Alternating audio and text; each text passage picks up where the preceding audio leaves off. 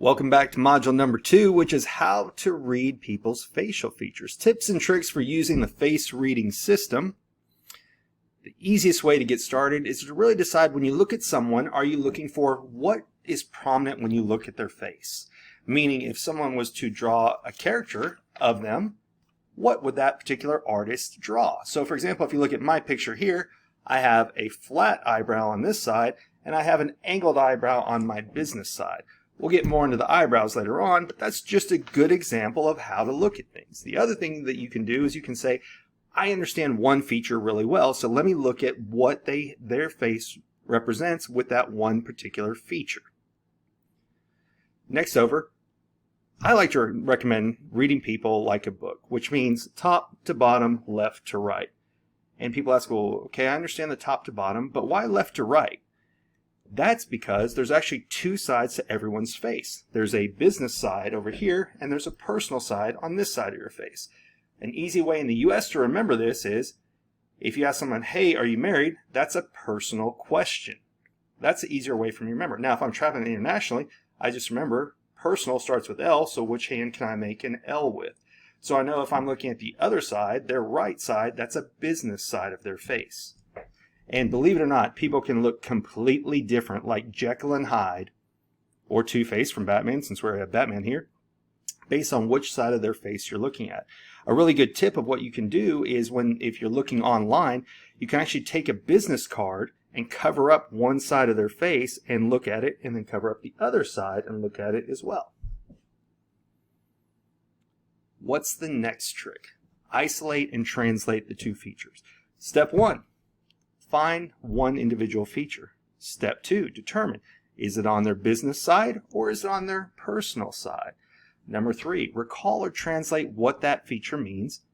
And once you've got it, just pick another feature.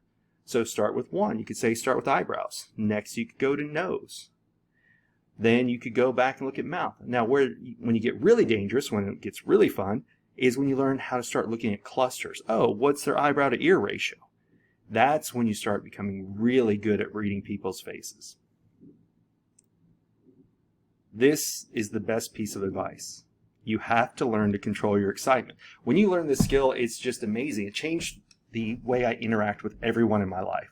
Servers, co-workers, personal relationships, networking events, everything. So if you decide you want to share what you're doing and that you understand how to read people's faces, what I personally recommend is when I'm talking about it, I don't stick my finger in their face and talk about it. I instead say, based on your round eyebrow, or I go, based on your nose, or based on your, and I point on the feature on myself because I feel like it's a little less invasive. Number 2 is don't stare, recognize. So when you're studying somebody's face, you just kind of want to look at the feature for a minute, and don't squint like I did.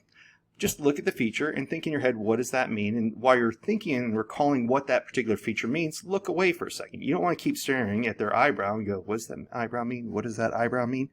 So what you want to do is you want to learn to recognize them as a person. So think of them as a whole, but then you can focus on one facial feature while you're talking to them, and then give them your present attention again. And then a few minutes later, look at another feature. And all that you're really learning how to do is you're learning to speak their language. Most importantly, learn to smile when you're doing it as well. I was introduced to a book that really should be involved in every interaction that you have, and that is How to Be an Adult in Relationships. And the 5 steps that he recommends is, number 1, give everyone your full attention. Number 2, accept people who they are without judgment. Number 3, appreciate the time you have. Now, I'm going to stop and pause on number 3 for a minute, because this is where cell phones and watches and other things come in. If you're appreciating the moment that you have, and you have, let's say, an Apple Watch, don't stop and look away, but be present in the moment and spend the time while you're there. Number 4, affection. Allow the conversation to create a connection, a true, honest connection between two people.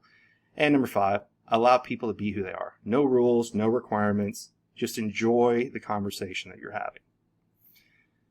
Next step people ask all the time is, where do I practice this?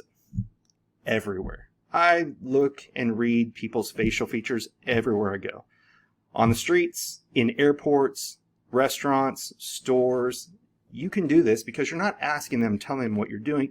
You're observing what feature do they have and thinking, if I was to interact with that person, how would I modify it so that I'm speaking their language? Now, I will tell you with number 2, I love to bounce things off of servers, because in the service industry, a lot of times people don't even look up from their menu to pay attention to the people who are taking their orders. So I will stop, ask them what their name is again, pay attention, and then I'll sit there and look and think, oh, are they more auditory or visual? You know, what does their eyebrows say? And I sit there and I can practice it. And if you take a second and give a server a few seconds of your time, it makes a world of difference to them. Because a lot of people, again, just, okay, got my order, be gone. Nobody takes the time to talk with them or treat them like a person by paying attention to them. So the other one that comes up is, well, what if people see me looking? Best invention ever? Sunglasses. So I don't recommend doing that inside at night, but during the day, nobody can really tell where you're going. But another one I wholly love, and I realize right now we can't necessarily travel with them, but airports. People are so busy looking at their gates and everything else, nobody really pays attention at an airport.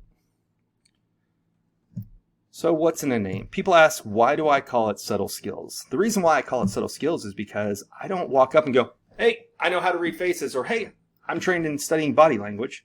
It's a subtle skill because I don't really tell anybody what I'm doing, because that's for me. Now, if I'm teaching somebody about it or I'm helping someone, let's say that I'm at a networking event, somebody says, well, I'm a little bit of an introvert, then okay, well here, let me show you something to help take you out of your own head. And I say that from personal experience because I used to be a very big introverted extrovert, and face reading and body language is what helped me get out of that. They say a tactic known is a tactic blown. The other reason I don't tell people is if people understand that you're certified in body language or in face reading, they get defensive because they're thinking, ooh, what are they looking at? Are they looking at my eyes? Or should I cross my arms? I'm cold. I don't know. My hands are in my pockets. It makes an uncomfortable situation for the person you're dealing with. So completely up to you. You can share with people what you're trained in, what you understand, or you can keep it all to yourself. Let's say you do share it. And this is what I call the standard evolution of when people understand that you know how to read their facial features. Stage 1, it's a you do what type of reaction. Number 2 is like, don't look at me. What does their face say? Number 3 is, oh my God, that's so you. Or, oh, that is so me. It's recognition of what you're saying. And the last part is, that is freaking amazing. So leading into that, some of the questions I get after telling people about face reading are, do you read palms? No, I do not read palms. Physiognomy tells you about people's past, like a map. It doesn't predict the future. It's rather it's a reflection of the things that you've experienced in life. Number 2, are you a wizard? People just don't understand because nobody's ever heard of face reading or facial feature recognition. So they literally think like, what is going on here? We've all heard about body language. We all know a bit about it. But when they see how fast you can interact and understand somebody, it just blows their mind. The third most common question I get is more from someone who's curious and they go, I've heard of cold reading and you are cold reading me right now. Say, fair question. Do you have a picture of somebody on the phone that's not here that you know that I could read what's on their face or what their face says about them that you could confirm or deny? When you do that, that takes it to a whole other level because they're not there. You don't know the person and people are blown away at what you can see from even a picture online. We're going to get into that later, why you can be proactive with face reading because you can go to look at their LinkedIn picture, to their Google picture, anything that you can, a picture that you can Google, and you can do your work before you're there so you can be present in the meeting or in the presentation. With that,